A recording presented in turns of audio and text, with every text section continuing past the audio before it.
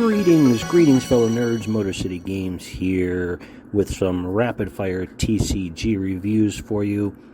We will be looking at 9 different games that my best buddy and I played extensively on a special nerdcation that we went on in Upper Michigan in the snow and the ice and the woods, and we just played TCGs for 4 days straight and had an amazing time. So let's get started. Sorcery Contested Realm. This new kid on the block has the right stuff. We played with alpha, but I'm pulling some beta out just to show. Here is one of just a basic avatar box topper, and some cards showing you. Everybody who watches these videos already knows all about these kind of cards. So we had a lot of fun with this game. It reminded us back of when we started playing Magic back in the early 90s. Here's some fun. I mean, look at that beautiful artwork. Great stuff. Look at these fun cards. So where is the other one I was looking for? Another one. Yeah. So anyway, we had a lot of fun. Once we got used to moving the avatars around the grid so we could cast characters, and of course we had to go online and look a few things up. But we had a blast with Sorcery Contested Realm. There's their website. And I definitely recommend this game. And especially if you're old school Magic players like we are, because we, of course, still played our old Magic decks as well, not just the new stuff. So definitely recommend Sorcery Contested Realm. Get it while you can.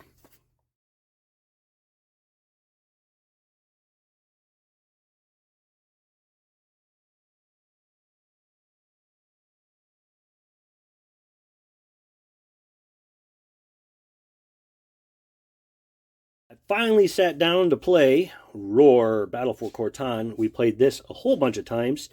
This is, there you go, escalation pack here, aka booster box. There's their QR code. Don't have the decks handy, but I do have a whole bunch of my doubles to show off some of the amazing artwork. It's AI mixed with traditional art and Shadowfop and different things by Gary, the creator, who was awesome, that I could actually message or text him. And when we had a rules question, which we only had, I don't know, three or four rules questions in the 4 or 5 games we played, with tons of cards that we never saw before or never tried playing with. This was another one that was just a lot of fun because it's more tactical. It was like chess. There's no board to move guys around or anything, but it makes you think. And we were both like, all right, I'm going to play this, I'll play that. Wait a second. And then it started to kind of click. I just love that art.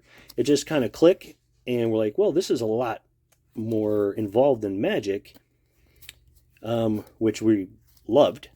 And I definitely recommend this one, as I want to call it a thinking man's game, but not in a boring, like, takes forever kind of way, in a kind of way that, you know, it's, I want to say like Sorcery, where you're telling, there's a legendary, you're telling a story like, all right, this is my god and his shrine here, and because each player starts with a god and a shrine, and you roll a die to get your resources every turn, and you can save them turn to turn, etc., etc. Like, here's a god here. So your god summoning these beasts and creatures to fight each other and take them out. And that was a lot of fun. I have to say, I can't wait to play some more with the decks I devised for my buddy and I. And so kudos to Gary, kudos to Roar Battle for Cortaan. New decks out right now, and I highly recommend this one. Pick it up.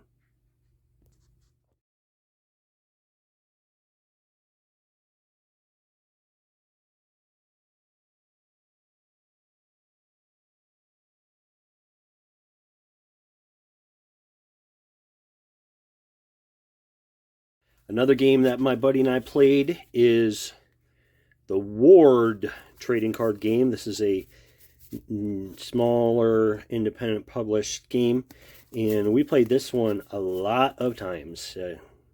Very easy to pick up. It's different that it's just kind of a one creature battling one creature, and unfortunately my cards, again, as you can see, they're kind of jacked. They spilled in the car, and actually, to my chagrin, they fell out into the driveway in the snow.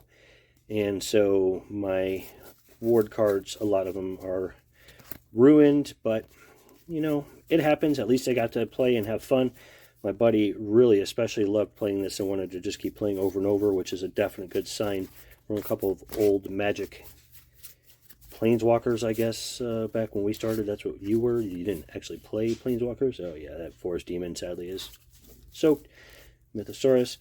But this, the only thing that knock, I guess call it, that I would give, yeah, look at this, just Ward, is lots and lots of dice rolling. I mean, lots. Here's a opened pack. Lots of dice rolling. So that got, if you know you were unlucky with the dice, you just were like, really, I'm tired of this. Just, can you kill me and get this over with? And there were certain cards that you could make your deck and play against each other, and you couldn't do anything. You had to roll higher than 12 to do damage, and you roll 2d6. And with the other cards, there's no way you could roll higher than that. It was just an impossibility with some of the cards that came in these starter boosters, whatever you want to call them, 30 card packs.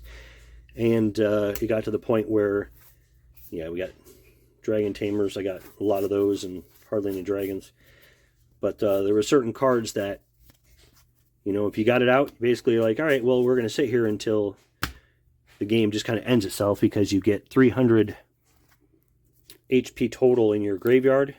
And we actually had games where somebody lost because we had to discard, because we had so many cards in our hand repeatedly, and you would get 300 from just the card you had to discard. So that was kind of disappointing. But once we look past that, the luck of the draw, if you will, or the luck of the die.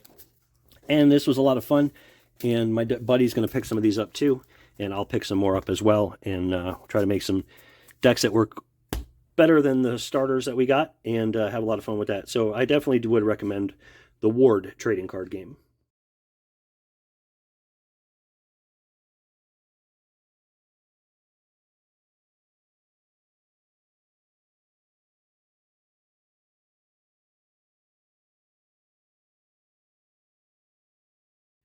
We also played the new trading card game, Alpha Clash. There's Moxie fully loaded.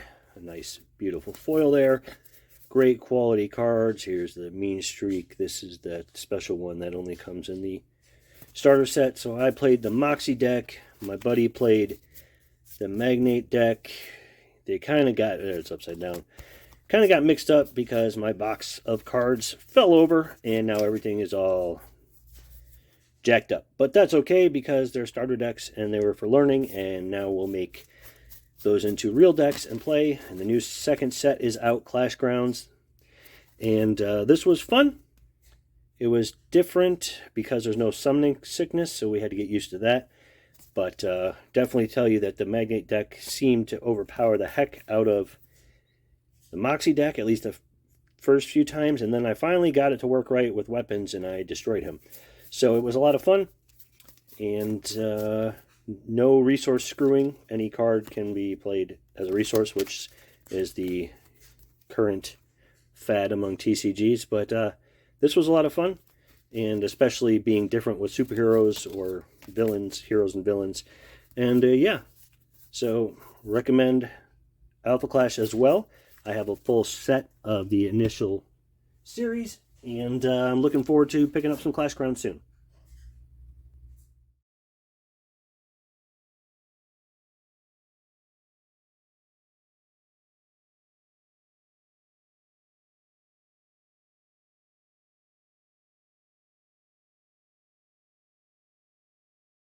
We also played this game that I got for $3 for a starter, and $3 for a starter.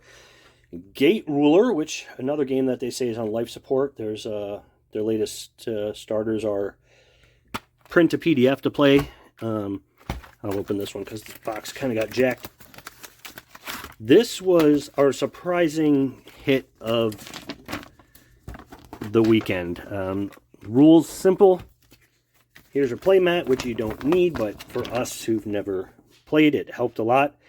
And the fact that they tell you exactly what goes on in each zone here was awesome.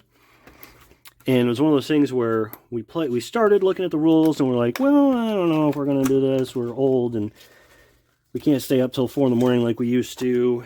And the text seemed pretty tiny. But we started playing, and then we kept playing, and we kept playing, and we kept playing, and now we're like, oh my gosh, this is so much fun. We didn't want to play other stuff. I mean, the artwork too. We would be playing, and one of us would play a card and be like, dude, check this out. And we'd look at the artwork and go, oh my gosh, that is so freaking cool. So this one, I'm going to say super fun. Highly recommend. Had a blast with Gate Ruler. And there's the New York zombies and soldiers fighting dragons. I mean, it's like a teenage boy's fever dream. Just throwing some anime chicks. Oh, look, there you go. So this, I highly recommend. Gate Ruler, it was a blast, a lot of fun. And I hope it doesn't die so that I can pick up some more. Well, I mean, I don't want it to die because it's fun. But I do want to pick up some cards cheap. But the needs of the many outweigh the needs of the one.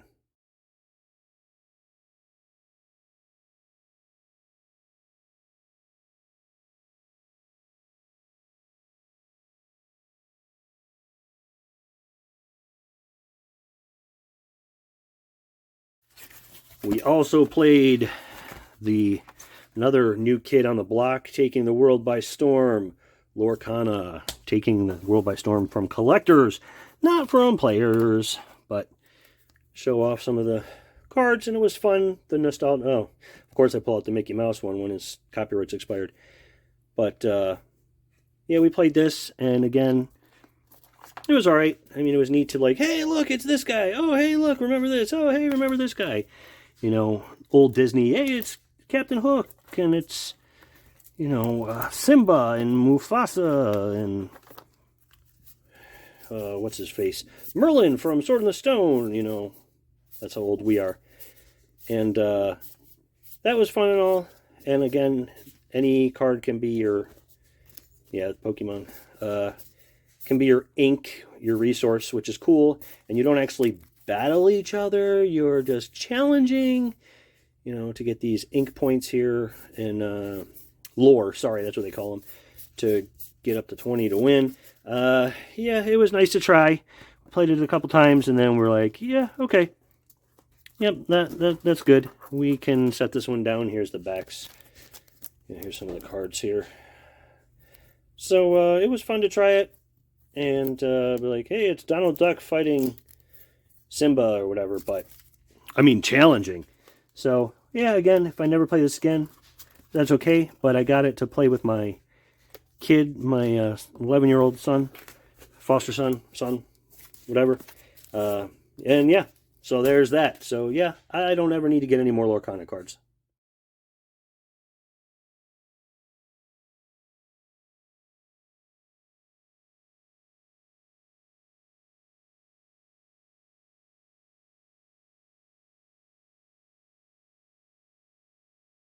We also played Exodus trading card game. This is a smaller game that 2019 that it's not dead, but again, it's on life support because their website says they're not updating anything, and you can still buy cards from them. They have big sales, but they're not doing too much with it. But it's never been a very big game. It's so simple to play. In your turn, you know, you have your energy deck and your regular deck, and you get 3 of these, and you're like, all right, I'm going to put 2 here, 1 here, and I'll put this creature here, and this creature here. So this creature's power 1, this one's power 2, or you do 3, this one's a power 3, and then they battle each other, blah, blah, blah. It got old really quick, unfortunately, and not just because it was easy to play. It was, why do we need creatures? We can just play with, okay, oh, I have a 1 and a 2, and we could just energy each other. That's what it boiled down to. We played it a few times, and there's some fun, foils. But, this one, if we never play it again, I'm okay with that.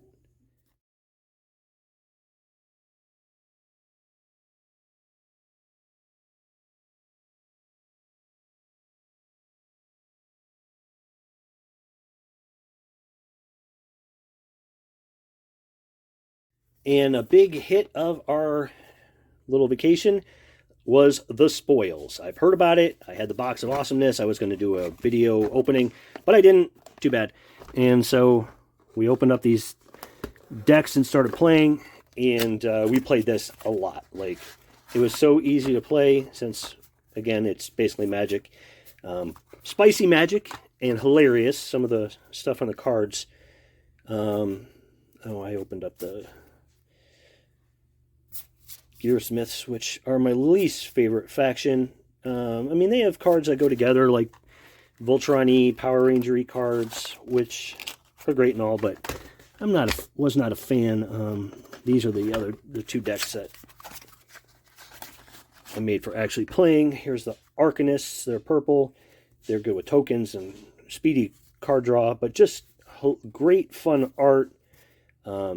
Yeah, Sinister Fondler of Voidal Boogers. I mean, when even Boom Goes the Dynamite. Yeah, whoops.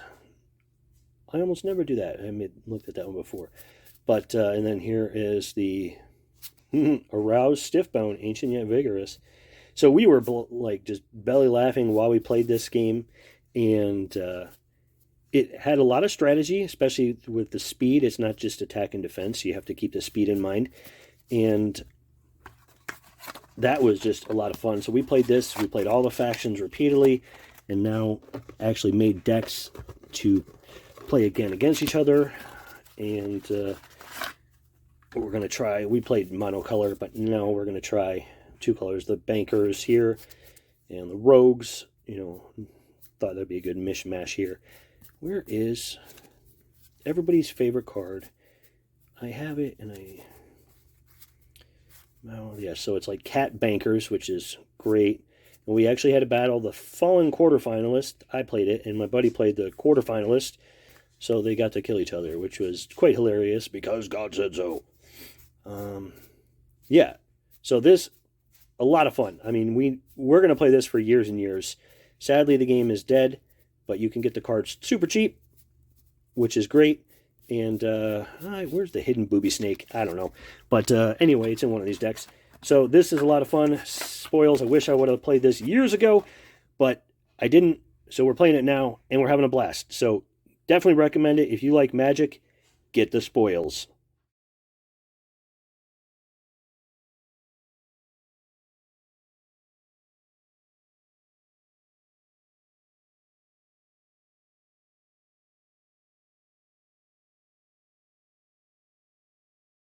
A fun game that we played came all the way from Hawaii, Croopo Origins. This used to be able to get on Amazon. I found the listing on there looking up trading card games and messaged them, and they said, nope, not available, but God bless the folks. Dead QR code. Wah, wah. God bless the creators in Hawaii. I paid for shipping, and they sent me the game at no charge. Here is the game board. Basically, if you're familiar with Pokemon, you're familiar with Kupo. Victory cards. You flip your guy upside down cards there. Your prize cards. Your battle cage, aka your bench. Your deck. Discard pile, graveyard, blah, blah, blah. So this one, it's kind of random. You get your bench is 4 creatures, and you pick which one you want to battle. And here you see 2d6 minus 1 is his attack, etc., etc.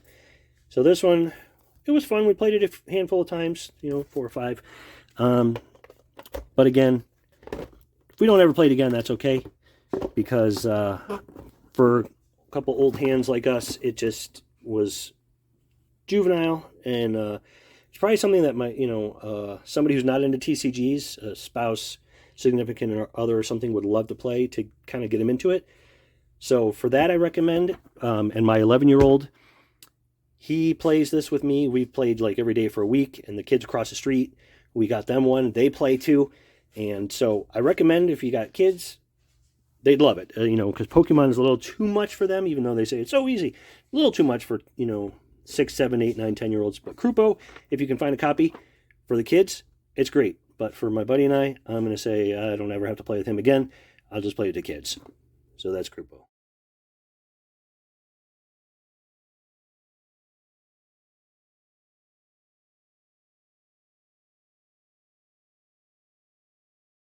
So there you have it. 9 different trading card games checked out, reviewed, etc. I hope you enjoyed this video. Please like and subscribe, and tell your nerdy friends to check us out. Thanks for watching, and I hope you all have a great day.